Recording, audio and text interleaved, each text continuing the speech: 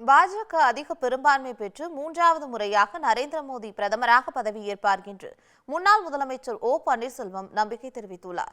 மதுரை திருப்பரங்குன்றம் சுப்பிரமணிய சுவாமி கோயிலில் சாமி தரிசனம் மேற்கொண்ட பின்னர் அவர் செய்தியாளர்களிடம் பேசிய போது, தென் மாவட்டங்களில் ஜாதி பெயரில் கொலைகள் நடப்பது விரும்பத்தக்க செயல் அல்ல என்றும் கூறியுள்ளார்.